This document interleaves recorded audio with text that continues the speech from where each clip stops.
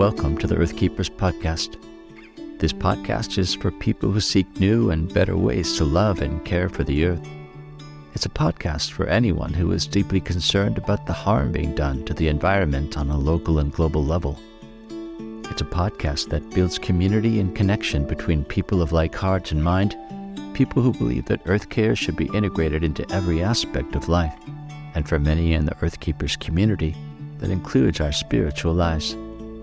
Welcome, friends, to the Earthkeepers podcast. Hey, Earthkeepers. As always, we're on the lookout for stories of faith communities who are creating new, imaginative ways to integrate creation care into the values and practices of faith life.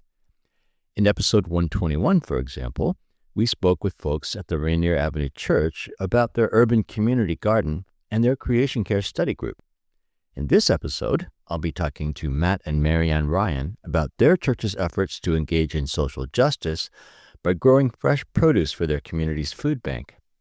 Their faith community, called Vineyard Christian Fellowship, located just north of Chicago, has converted a large part of their property into what they call the Vineyard Farm. Now, you might be interested to know that Evanston Vineyard was actually my home church for 15 years. In fact, I finished writing my doctoral dissertation in the basement of the Ryans' home when Matt was just a little kid. Now, of course, Matt is a wise farmer and a family man, and he and his wife, Marianne, are pioneering some great new ideas in community-based earth care. Matt, Marianne, it's so good to have you on the podcast. And Matt, we've had you on before quite a while ago, so this is going to be catching up on some of the latest adventures that you're involved in. Marianne, I've just met you today, so I've heard a lot about you. Well, hey, I'm wondering if the two of you could really fill us in on what organizations we're talking about, including the sort of bigger networks that you belong to, but also how the church is involved at this point. Great. Glad to be back, Forrest. Well, we'll try not to confuse you with all these different entities. So for my day job, I am the director of farm operations for a place called Evanston Grows. And that's a nonprofit. One of its missions is to help address food insecurity in the Evanston area. And so we do that through growing and distributing lots of produce. And then we also have lots of education programs, community outreach. We do cooking classes, chef demos, health and wellness days. But then I'm also a long-term member at the Evanston Church. And so we merged, in a sense, both of those entities together for this Vineyard Farm project. The church had about a 5,000 square foot lot that was underutilized. And we brought both parties together and said, hey, can this be a farm? And the senior pastors and leadership were all for it. And so that's where we are now, where we have Evanston Grows as a non-for-profit doing all sorts of stuff throughout the community. And then Evanston Vineyard is one of Evanston Grows' many partnerships. Got it. So perhaps you could explain the particular roles that each of you are playing then. Maybe we'll start with Vineyard Green and that ministry and how that emerged out of the current church that you're at, which is Evanston Vineyard. Yeah, that's correct. I've been in the environmental movement industry now for, I want to say, 14 years. I mean, this is really the first time I've merged my faith and what I'm doing into one. And so since Evanston Grows, we're a collective. And so we're always looking for partners. I mean, this was a chance to bring both together. And then once the farm got established, that became the centerpiece for this thing we're calling Vineyard Green at the church. And Vineyard Green is a much bigger umbrella. It's really a ministry at the church. It's focused on creation care, environmental justice, and just raising the congregation's awareness about environmental issues. So I think this is its second year. I think it's the second year really in swing. This is year 2. And so it's been fun. My wife and I, we co-lead the ministry. Yep. Yeah, so the Vineyard Green is 2 years old and Vineyard Farm is 3 years old. So Vineyard Green really branched out from Vineyard Farm because we were like, oh, we could do something really bigger with this. We have a really good mission statement at the church, which is joining Jesus in the restoration of all things. And so that's wide enough and expansive enough of a mission statement that creation care and stewardship really fit into that nicely. And I think that was intentional by the pastoral staff. One of our core values as a church is restorative justice. And so we think that creation care is part of that restorative justice. So what does that mean in practice then? I mean, clearly the farm gives people an opportunity to get their hands in the dirt. I assume that there's also service elements to what goes on at the farm, right? I mean, you're serving the community in many ways. Tell me about that particular thing, that particular opportunity for people to be involved. What does it look like to volunteer for the farm? So we pretty much welcome anyone with experience or without. It has become a small group in our church. A lot of the people who come usually start out with curiosity, or what is this? Heard about the farm. A lot of them had no experience, and that is okay. It's a good start, right? So they come, we teach. Matt is the farmer between the two of us. So he's the one who does a lot of the education and the planning on how to build this farm. And a lot of small group members that we have when they sign up are also moms. So they would bring their children, and our kids and their kids. They would all be together in the dirt, planting, harvesting. And when they get bored, they play with a wagon and a water hose and all that stuff. And one of the things I think we're really proud of with the garden is that you have all this community and education, and people are getting their hands dirty, and we're cooking vegetables and having barbecues and hanging out. But we're also growing a lot of vegetables. A lot. And so the farm site is very beautiful and aesthetic, and there's flowers, and I think there's almost 50 different varieties of vegetables that we grow for about 25 weeks. So it's about half the year. And we're producing about a couple 100 pounds of vegetables for our food pantry. And that was part of the synergy that Evanston Grows saw from the very beginning, that if the church is able to allocate this land to the non-for-profit, Evanston Grows comes in and pretty much finances the project. And then because we have such an established food pantry, like 200 members each week, 200 families, all that stuff we grow goes right to the food pantry. So we harvest on a Monday, and then the vineyard has walk-in coolers. And so it goes right into the cooler, and then food pantry is Wednesday night. But last year we grew 4,500 pounds of vegetables on a small little lot. So other than vegetables, we also grow flowers. So in the summer, we cut the flowers, and all of the small group members, they would do a flower arrangement in different vases, and our lobby will be full of flowers pretty much. The cafe, the stage. You know, you hear from people, oh, what beautiful flowers. Oh, where is this? Where did this come from? Oh, we have a farm. Oh, let's take a look. So it's become a buzz for a little bit there, because you can really see what's going on at the farm. Yeah. No, I love that. I mean, obviously you're doing a lot of practical good, especially when it comes to providing maybe fresh vegetables or fresh produce for people who may not have as much access to that. But I love the fact that you're also planting flowers, which is not the most efficient use of the land, but it's a beautiful use of the land, right? Well, what else is Vineyard Green? What are your hopes, anyway, that go beyond the farm in terms of getting people involved, making people more aware? Yeah, so we really see it as a ministry of the church, top down, so to speak. So the senior leaders have agreed that this is something that they want in the church. And we're really hoping to begin to change the culture of the actual Evanston Vineyard to start to lean to more sustainable, sustainably-minded endeavors and theologies. So we've tried to create a little framework in which all of that fits into. So we have like 3 pillars or 3 values that we've created, and then everything we do fits into one of those. The first pillar is bringing the actual infrastructure of the church. And so that's the building, that's the church operations, like on a Sunday morning. The second one is to green the community. And so that means the actual members. So Vineyard Farm fits into green community. We're raising awareness and teaching folks about different ways of living and being. And then the third bucket is green theology. And green theology / green spirituality. And so like this year, for instance, the senior pastor is going to do a 3-part series on creation care. And so they did a 1 sermon last year, and so this year it's going to be free. And so we hope that because that's coming from the pulpit, or from the center stage, so to speak, that's going to help push the needle and raise awareness and legitimize more what we're doing.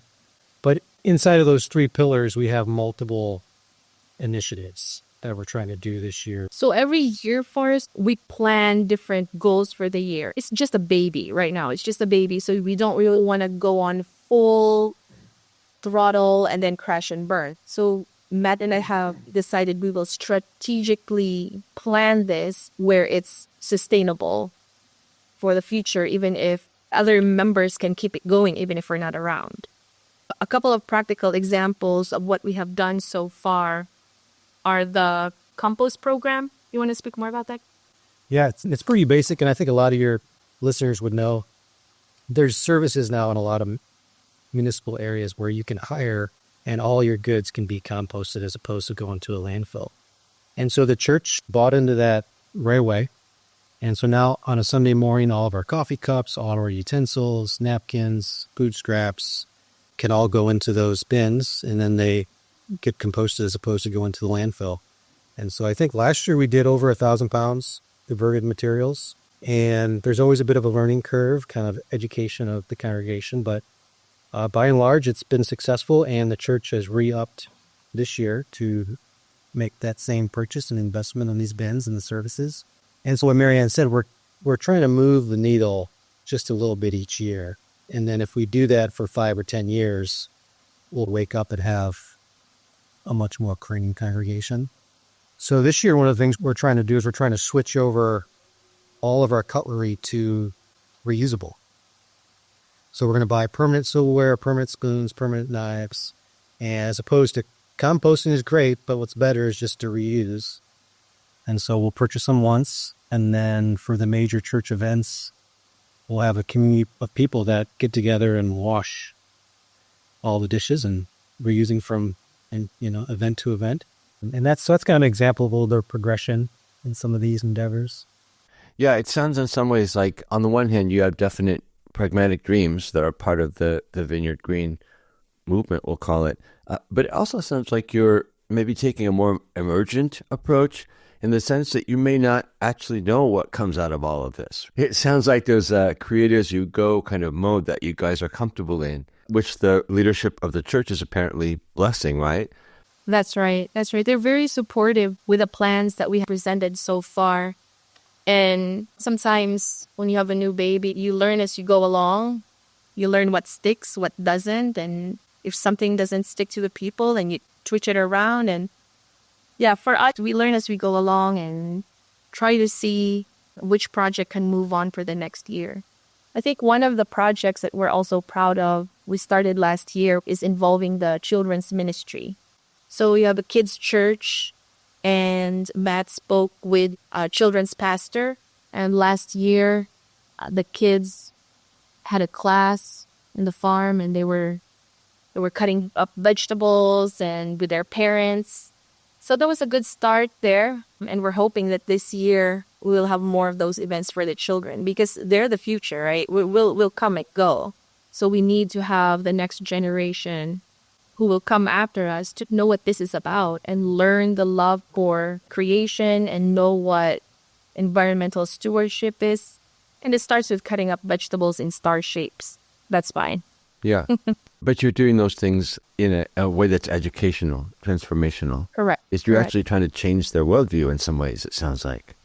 Correct. Yeah. We are blessed that in our Vineyard Green leadership team, we have co-leaders who specialize on teaching children about environmental care. And they have different strategies. They have experience with it. So call it God's provision. I'll call it that. But we are blessed to have those people who are actually taking the lead on that. That's terrific. Well, let me back up just a little bit. I'd love to know more about your personal story. And I know, obviously, some of your story, Matt, but not all of it. So maybe you could each tell us how you got involved with this. Why does this project now make sense in the story of your life as it's unfolding? Well, I started doing a lot of this stuff, started in 2010. And it was mostly because I was very depressed about the status of the world. And I got made aware of the importance of growing food locally and the impact that it has on society. And then it seemed like it was within my wheelhouse. It seemed like a skill set that I could attain or already had some of. And really just inch by inch over these last many, many years, it's really developed into my major skill set, growing food at small spaces. And just recently with this whole Vineyard Green ministry we're starting, it's really begun to branch out, which has been really great for us, and become a little more in-depth, involved. Yeah. And correct me if I'm wrong, but because of that, because you're looking to branch out, because you guys are emergent in your approach to what this all will become, it sounds like you're making space for other people with other gift sets. I mean, you're actually making a place for people to express their care for creation, but in ways that are really true to themselves, that actually engage the actual gifts and abilities that they have. I think you're totally right, and we have to continue to work on that. I think we assembled about a 10-member leadership team this year. But that's really what we want to do as far as Vineyard Green is concerned, is create this umbrella and then let people emerge into it where they're passionate about. I know last year we tried a small group that we led where it was something along the lines of connecting with God through nature. And we tried it, but we were just too busy. But that's the thing, we'd love to have someone step in and just say, I love to do nature walks. I want to lead this. I can create the curriculum. But there's kind of unlimited possibilities for us to try, but we have to make space for others. Yeah, absolutely. Marianne, what about you? I know oftentimes what we bring to the table in terms of our strengths is our story. So I would love to know where you're coming from, Marianne. Well, I was born and raised in the Philippines, and I grew up in a small town where everybody knew everybody. Our house was made of bamboo, up on stilts, so it doesn't touch the ground. And looking back in my childhood, all the memories that I have, I realize is actually connected with nature. Like the stories that I could tell, looking up in the clouds with my cousins and looking at the different shapes, looking at the moon rising behind the mountains with the coconut leaves as the foreground, chasing dragonflies and frogs after rainfalls. A lot of those emotions I realized was connected all to nature, and I didn't even realize how blessed I was to have that opportunity to grow up in such a beautiful place and be in God's playground, so to speak. So when I met Matt, and when he started this, even before he started this idea of Vineyard Farm, a Vineyard Green, I think God was really awakening in my heart these feelings and these emotions of my gratitude for the environment, the world that I grew up in. And I want to share that with the next generation, with my children and my children's children. Because even now, our home now doesn't look as back home in the Philippines. It's not the same as it used to be when I grew up. More buildings, and even food is not the same as it was before. We still have fresh food from the wet market, but now we have malls with processed food. So things are changing for sure. But, with what we can do, I want to be able to share the experience that I had with the next generation. And I want them to feel, because how I felt when I remember that now is that God's love for me overflowed through his creation. And I want the next generation to feel that and to see that as well. Yeah. No, I really love that. In fact, when you were describing the families coming together to work on the farm, the kids could play or take part in harvest or what have you, there was something really beautiful and idyllic about that image. But I can absolutely see how those kinds of experiences for kids would really change them. It wakens that part of them, I think, that maybe understands just the sacredness of the world around them. We really want them to feel their connection with the rest of the creation at a young age. Our daughter cries when like a dog dies, or she's very compassionate with all the other creatures. And that's a good start. As we know, the church in the U.S. at least, much of it has not been known for its support of environmental issues. And there are some real extremes that there are churches that don't even believe in climate change as an issue. But I would say that while that would have been a much bigger issue 7 or 10 years ago, I do see more churches kind of coming around at least to being aware of the need for a creation-centric theology, that people are becoming aware that, yes, we're facing a crisis. Yes, we are disconnected from nature. Yes, our children need that connection in order to grow up healthy and whole. But I don't know that there are a lot of answers to those questions that people are asking. And in many ways, what you guys are doing with Vineyard Green, with the farm, you're living out an answer in some ways. It's almost experimental. Let's see what happens if we devote our resources to creation care and becoming more aware of taking care of the earth as a central part of our faith. Does it feel that way? Does it feel hopefully experimental? Or do you still feel a lot of resistance you've got to work against in the church? No, we're pretty thankful. I think the leaders at the Evanston Vineyard are forward-thinking. I think one of our congregational values is investing in the future. And that applies to a lot of different things, but I think it applies to what we're talking about. So I don't think they're necessarily entrenched. It gives us room to experiment. And what's nice is the leadership also very much is hey, try it out and see if it works, which might be part of our denomination's experiment. I mean, it might be part of our ethos a little bit, where it's, if you get traction, maybe there's something there. And so we're going to continue to have asks of the congregation until they say no. So if they keep saying yes, we're going to keep asking, and we want to keep developing and keep showing. And to your point, Forrest, one of the things I love about this is there's such a tangible component to it. So we're hoping to do like a little native prairie restoration piece in the front of the building this year. They're small, but it can be phased out over a number of years. But it's one of those things where people just see it. They see it, experience it, and then signs can talk about what we're doing. They can talk about it from the stage, but it's nice when you can actually tangibly touch the things that we're doing. And the farm's the same way. So when people see the farm, they can instantly get it. And then you can explain the whys. We feel very fortunate that to date, the answer has been yes. I think as long as we stay within a reasonable constraints that make sense, I think the answer will continue to be yes, this is important. Yes, keep going.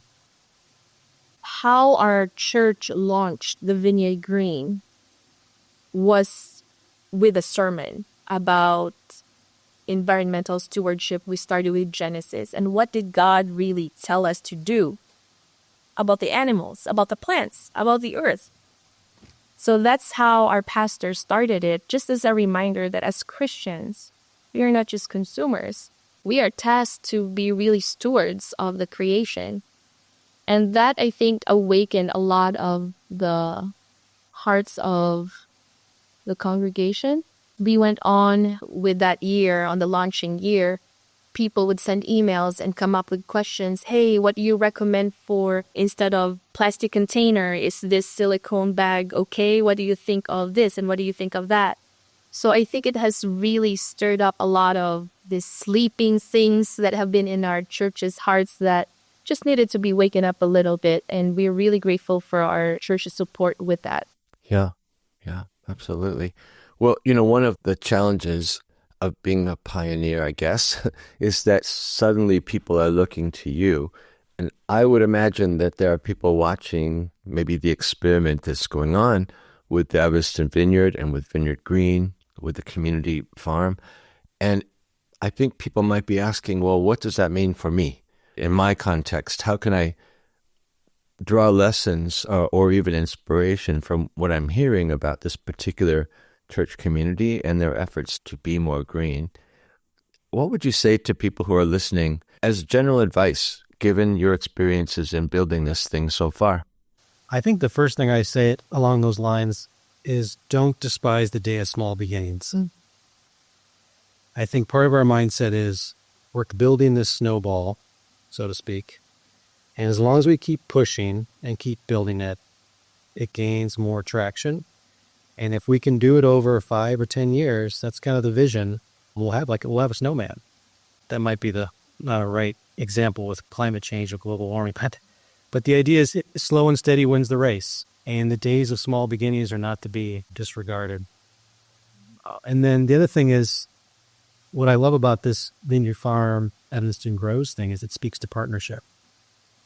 And so Evanston Vineyard didn't have the expertise to have a farm or to run it or to grow the vegetable or to do it. And I think about a lot of churches across the country, they own the land and they have typically some space available and a way to kind of partner and share space for mutual interests, which also speaks to people coming together as opposed to division. Right now, obviously, there's so much division across the country. So I just think that's healthy when a outside organization or church can come on common ground and agree on certain things and partner together.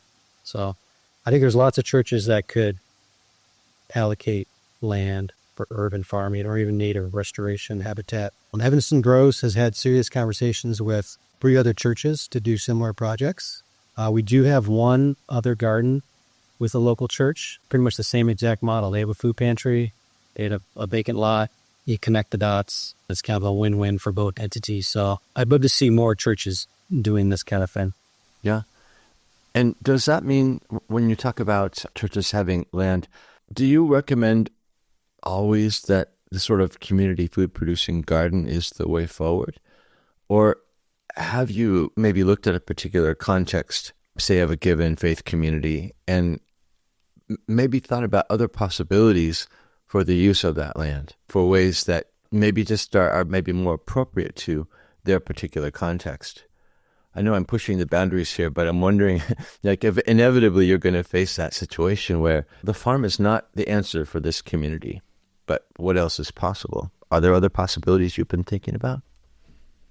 Yeah, I think just native habitat and restoration of any landscape is beneficial. I mean, I think our mindset is bigger than just providing for, quote unquote, the humans. It's great to provide for all the other organisms on the planet. And the more we dive into all this stuff, the more we realize, hey, we're all connected.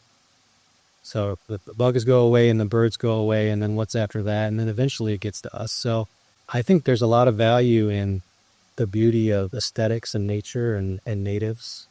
So if you don't have land for an urban farm, by all means, plant a landscape. And that's what we're hoping to do in the front of the Evanston Vineyard. And not only will it be good for the insects and the pollinators and the soil, but it's going to be good for the humans because people are going to enjoy the beauty. And so one of our hopes is that if we can get the front area landscaped in a way that's beautiful, people won't want to leave as quickly. Maybe they'll want to have lunch. Maybe they'll want to have coffee. Maybe they'll want to have a snack. They want to stay and not leave. So it's a win-win for everyone if you have a beautiful landscape that helps the environment, helps people. So yeah. And I'm imagining the landscaping you're talking about does talk about context. Maybe you need drought-tolerant plants for a certain area, or planting native species, while they may not be as showy as some others, they're actually better for the soil. They're creating an ecological community together. So it sounds like even with the landscaping, there would be this sort of educational factor going on. No, that's exactly right. And we hope to have some signs that tell people why this is here and why it's beneficial. And we want to do bird houses for the birds and bird feeders in the winter and plants that keep seeds for the birds in the off season and, pre-season plantings. So there's nectar and pollen for all the insects across the whole season. We basically want to create habitat for all life forms that we can, including us. I mean, it sounds like maybe community is maybe a core theme to everything you're doing. Like you're creating communities in terms of healthy ecologies, but you're creating these healthy ecologies that are meant also to be the center of community for people as well. I really love that. Marianne, let me end with your perspective on this. Do you think that just in terms of living more green, having a greener theology, would you say that that's possible for any Christian community, or maybe only those who say have some extra land or what have you? Do you think that this is something that all churches need to be considering, or if it is just sort of a ministry that fits with some churches? I think that you don't have to have a land to plant to make a change. You can start with something small, even thrifting. So it doesn't have to be something so big. And sometimes we think of something so big and it feels overwhelming and like, oh, I can't do this. I don't have the resources. It's not that. At the end of the day, we are Christians created by God, and we are stewards of His creation. And how do we do that? Start with something small. Like I said, you can thrift. You can, like here at home, Matt started buying paper laundry detergents to get rid of all these big plastic bottles. Got rid of paper towels. We used reusable cloths, little things like that. And there's a lot of resources. Like you go on the internet and you could find different resources and how you can start small. So don't be afraid to do something about that desire that's stirred up in your heart, right? Just give it a try. Give it a try and start with something small, and hopefully the people around you will start picking it up. Your children, your husband, the family, you start talking about your neighbors. But just don't put that thought on the side, because we're not supposed to be just on the receiving end of God's provision. We need to also take care of the creatures and at the same time, take care of everyone else around you. It's not just about you per se. Matt, I don't know if you remember, but when I interviewed you a few years ago, I asked you more on an individual level what people could do to get started. And you said plant a tomato. And actually that piece of advice really resonated with a lot of folks. That's what it's about, right? You just start where you can start. Do something and then see where it goes. I love the snowball image about building this thing, because at some point the snowball will get so big that you can't roll it on your own. When suddenly you need everyone else to be pushing. So I really love that this is hard work. It's maybe daunting. It's maybe confusing even. But I think creation care done in community is a lot more powerful and ultimately, I think, a lot more doable. And a lot more fun. I think we've had a lot of parties this year. We would harvest the vegetables and grill it. And everyone comes and shares and tours the farm and talks about it. I think we've had a lot of parties last year. We're probably going to have more this year too. But just to see the community come together and embrace that and start learning about it, it's a beautiful thing to see. We've been in conversation with Matt and Marianne Ryan, leaders of Vineyard Green and operators of the Vineyard Farm. For more information about their work, including Marianne's photos of the Vineyard Farm, please go to the show notes for this episode on the Earthkeepers website. Earthkeepers podcast is a production of Circlewood, an organization that encourages people to pursue a more ecologically conscious faith. Our executive producer is James Amadon, and our sound engineer is Dave Olfers. Lana Rasmussen is our podcast editor, and Jesselyn Gentry is our social media coordinator. Forrest Reed is the composer of our original music, and I'm Forrest Dinsley, your podcast host. Thank you, friends, for listening, and I hope you'll join us again for our next episode of the Earthkeepers podcast.